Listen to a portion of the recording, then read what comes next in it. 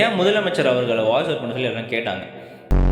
ஜந்தர் மந்தரில் நடந்த இந்த போராட்டத்தை நீங்கள் 2 விதமாக பார்க்கலாம். அமைதியாக இந்த போராட்டம் நடக்கிற வரைக்கும் கவர்மெண்ட் திரும்பி கூட பார்க்காம இருந்தாங்க. ஆனால் இந்த போராட்டம் எப்போ ஒரு மிகப்பெரிய புரட்சியாக எப்போ கலவரமாக மாறுதோ சடனாக ரியாக்ட் பண்ண ஆரம்பிக்கிறாங்க. எந்த அளவுக்குன்னா அவங்க மினிஸ்டரே ரிசைன் பண்ண வைக்கிற அளவுக்கு. But why? இத்தனை நாள் அமைதியாக நடந்த போராட்டத்தில் இருந்தது நீட்டால் பாதிக்கப்பட்ட மாணவர்கள், அவங்க சப்போர்ட் பண்ணி வந்த மாணவர்கள், இளைஞர்கள் தான் இருந்தாங்க. ஆனால் இது எப்போ ஒரு மிகப்பெரிய கலவரமாக மாறிச்சோ ரூமர்ஸ் என்ன சொல்லுதுன்னா அதில் ஆன்டி நேஷனலிஸ்ட் நிறைய பேர் ஜாயின் பண்ணதாகவும் சொல்லுது. ஓகே ப்ரோ, அவங்க ஜாயின் பண்ணால் என்ன, அவங்க சப்போர்ட் தானே தெரிவிக்கிறாங்க. அதுதான் இல்லை. ஆன்டி நேஷனலிஸ்ட் உள்ள வரும்போது இந்த போராட்டத்தை ஒரு அட்வான்டேஜாக எடுத்து அவங்க இது திசை திருப்புறதுக்கு நிறையவே வாய்ப்பு இருக்கு. அப்படி மாறினாங்கன்னா இந்தியாவோட எக்கனாமி ரொம்பவே அன்ஸ்டேபிளாக மாறிடும். இதில் இன்னொரு விஷயம் என்னன்னு பார்த்தீங்கன்னா, நீட் லீக்குக்கு அக்கௌண்டபிலிட்டி எடுங்கன்னு சொல்லி ஆரம்பிச்ச போராட்டம் போக போக நீட் பேன் பண்ணுங்கன்னு சொல்லிட்டு போக ஆரம்பிச்சது. ஆனால் இவ்வளோ ப்ரொடெஸ்ட் நடந்தோம், இத்தனை பேர் இறந்தோம், நீட் எவனு பேன் பண்ணாமல் வச்சிருக்காங்க. நீட் ஜேஇன்றது என்டிஏ மூலியமாக கண்டக்ட் பண்ணுற ஒரு என்ட்ரன்ஸ் எக்ஸாம். ஒரு காலத்தில் என்ட்ரன்ஸ் எக்ஸாமாக ஆரம்பிச்ச இது இப்போ காம்படிட்டிவ் என்ட்ரன்ஸ் எக்ஸாமாக மாறிடுச்சு.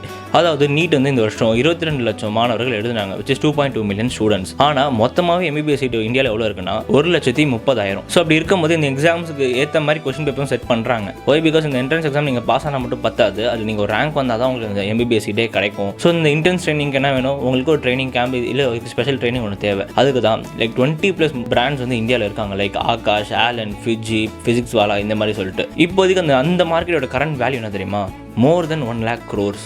ஆஸ் இட் இஸ் இந்த எக்ஸாம் நீங்கள் அப்படியே பேன் பண்ணிட்டீங்கன்னா மிகப்பெரிய மார்க்கெட்டே வேனிஷ் ஆகிடும். விச் மீன்ஸ் சென்ட்ரல் கவர்மெண்ட்டுக்கு ஒரு ஒன் ஆஃப் த இன்கமே கட் ஆகிடும். இதையும் தாண்டி ஒரு மிகப்பெரிய கான்ட்ரவர்சி தமிழ்நாடுக்குள்ளே போனது தான் ஜனநாயகன் மூவி மேலே ரேண்டம் ஹேட். தமிழ்நாடு முதலமைச்சரான ஜோசப் விஜய் அவர்களுக்கு ரேண்டமாக ஹேட் வரதோ சரி, இல்லை ரேண்டமாக பாராட்டுகள் வரதுக்கு காரணம் அவர் ஃபேன்ஸ் தான். அதையும் தாண்டி முதலமைச்சரான ஜோசப் விஜய் அவர்கள் இதை வாய்ஸ் அவுட் பண்ணாத ஒரு காரணத்தினால நிறைய பேருக்கு இது ட்ரிகர் ஆயிடுச்சு. வாய்ஸ் அவுட் பண்ணல, பட் மூவி மட்டும் போஸ்ட் போடுறாரு ஒரு இன்ஸ்டாகிராம் பேஜ்லன்னு சொல்லிட்டு. ஏன் முதலமைச்சர் அவர்களை வாய்ஸ் அவுட் பண்ண சொல்லி எல்லாம் கேட்டாங்க. லீடர் ஆஃப் அப்போசிஷனான உதயநிதி அவர்கள் இதை பற்றி வாய்ஸ் அவுட் பண்ணாரு, பிரஸ் மீட்டிங் கூப்பிட்டு பேசினாரு. இதை பார்த்த மக்கள் லீடர் ஆஃப் அப்போசிஷனை பேசும்போது ஏன் நம்ம முதலமைச்சர் பேசலன்னு சொல்லிட்டு ஒரு கேள்வி வந்துச்சு. நியாயமான கேள்வி தான். இதுக்கு ரீசன் என்னவா இருக்கும்னு சொல்லிட்டு நான் டிவிக்கு சப்போர்ட்டர்ஸ் 2 பேர், நான் சப்போர்ட்டர்ஸ் 2 பேர்கிட்ட போய் நான் பேசினேன். அப்போ நான் ஒரு கன்க்ளூஷன் தான், அவர் நிஜமாவே இதை பற்றி வாய்ஸ் அவுட் பண்ணி நான் அங்கே இருக்க ஸ்டூடெண்ட்ஸ்க்கு சப்போர்ட் பண்ணுறேன், கேரளா சிஎம் இல்லை கர்நாடகா சிஎம் மாதிரி நாங்கள் போய் உட்காரன்னு சொல்லியிருந்தாருன்னா அவர் கூடவே அவர் கட்சியில் இருக்க 107 எம்எல்ஏவும் ஒரு எம்எல்ஏ குறைஞ்ச 100 பேர்னு கூட போவாங்க. அதுக்கப்புறம் எங்கள் அண்ணனை பார்க்க போகிறோன்னு சொல்லிட்டு ஒரு மிகப்பெரிய கூட்டம் அங்கே போய் நிற்கும். Which means